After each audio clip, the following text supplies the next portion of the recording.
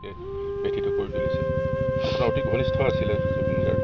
এই গ্ৰহান থেংচং তেখেতেই ইনগ্ৰেট কৰিছিলে। আপোনাক আজি কেনেদৰে এই মৃত্যুৱে মৰ্মাহত কৰিছে?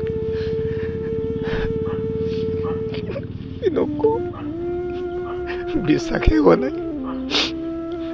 কিমানবাৰ মৃত্যুৰ লগত যুঁজি আহিছে, ভবাই নাই যে সি হাৰ মানি যাব এবাৰ। বহুত ক্লোজ কৰি পাইছোঁ, যদিও বয়সত সৰু, তথাপি অকণমান মোতকৈ অলপ বয়সত সৰু, তথাপি একদম বন্ধু নিচিনা। নিজৰ ককাই ভাই নিচিনা ধেমালি কৰোঁ, ভাল বেয়া কথা চাওঁ। আৰু গ্ৰহান থেংচংখন সিয়ে ইনগ্ৰেশ্যন কৰিছিলে। এইটো 2021 চন 16 ডিচেম্বৰত আজি ফুটবল খেলা হৈছিলে। ইয়াত বহিছিলে, আধা ৰাতি ইয়াতে বহিছিলে, জুই পুৱাইছিলে। মোক গাড়ীখন প্ৰত্যেকটা ৰুম চাইছিলে, এইবোৰ দেখা পাইছে। আহিব খুজিছিলে আকৌ। সি ভাল পায়, প্ৰকৃতিৰ মাজত থাকি ভাল পায়, গছ গছনি চৰাই চিৰিকটি, সেই প্ৰকৃতিৰ মাজত থকা মানুহ। গতিকে সেইটো অপূৰণীয় ক্ষতি, সেইটো কেতিয়াও পূৰণ নহয়।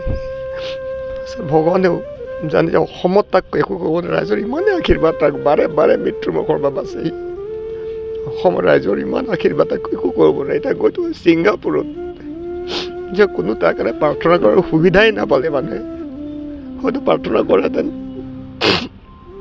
ঘূৰি আহিলেহেঁতেন। সেইটো আৰু কি ক'ম। আৰু ইয়াত এটাই কথা, মই আনৰ কথা নাজানো।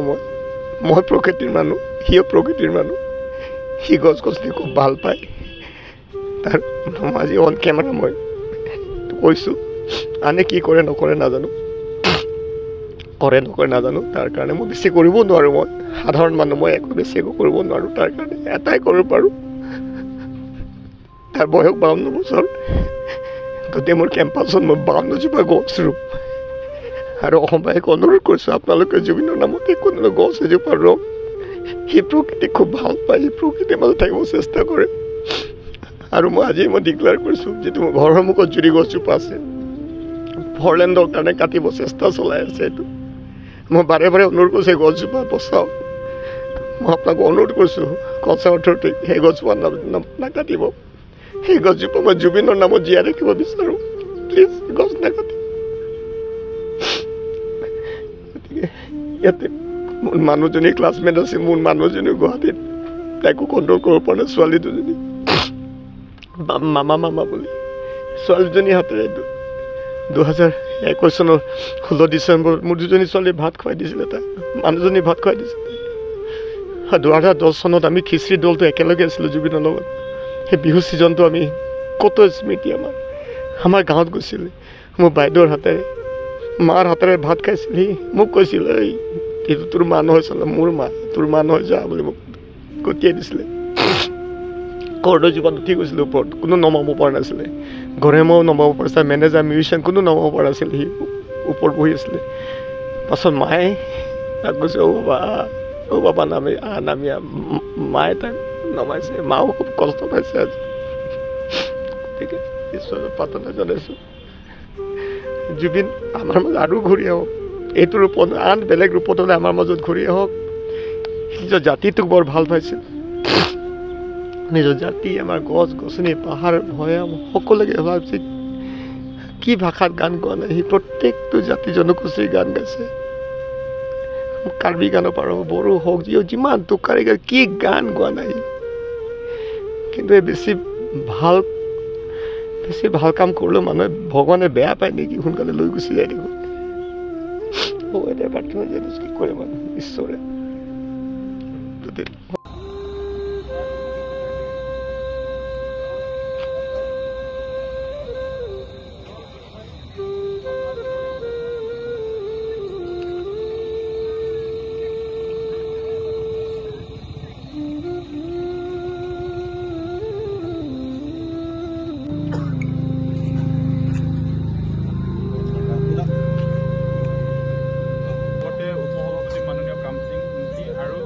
কেন্দ্ৰীয় সমিতিৰ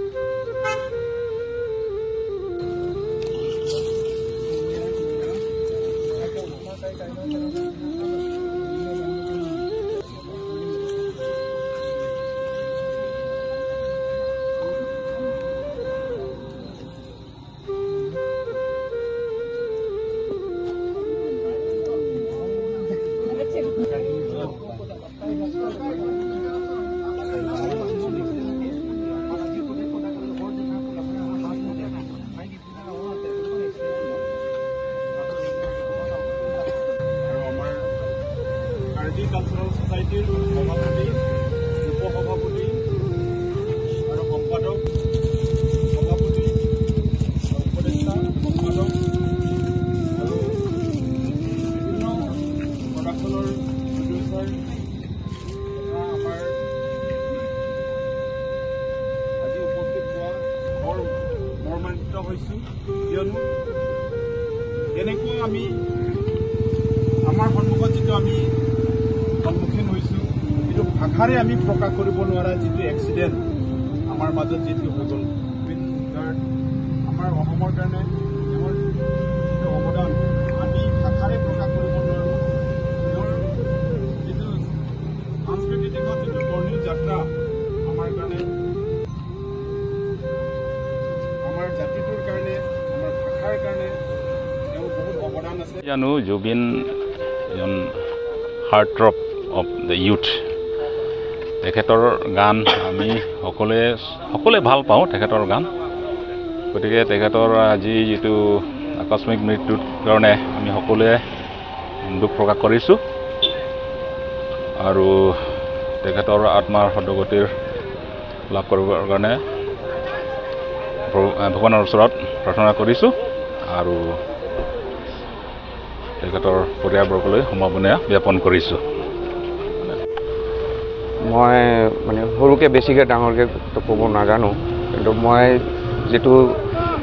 যিটো ফিলটো আছে এইটো মানে আজি যোনটো ফিল কৰি আছোঁ, মই একচুৱেলি কাৰ্বি চিনেমা মই ফাৰ্ষ্ট টাইম কৰি আছোঁ আৰু বহুত মানে মনত এটা হেপী এটা সেইটো লৈ কিনে আহিছিলোঁ। কেলৈ মই আগত বড়ো কৰিলোঁ, কাৰ্বি কৰিলোঁ আৰু চবফালে মই জুবিন দাকো ক'লোঁ মই কাৰ্বি কাম কৰিব গৈ আছোঁ। কেলৈ অলপ দিন আগত ৰৈ বিনালে আমি শ্ৰীলংকাৰ পৰা কৰি আহিছিলোঁ আৰু আন্দামানো গ'লোঁ। তো এইবিলাক কথা চলি আছে আৰু ৰৈ বিনালৰ এডিটিং চলি আছিলে, গানটো এডিট হ'ল, মোক ফোন কৰিলে কি আজি গানটো গাই দিওঁ, কিন্তু বানপানী হ'ল অলপ দিন আগৰ কথা।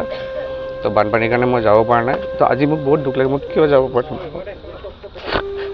মই সেই লাষ্টটো লগ ধৰিব পাৰিলে, কিন্তু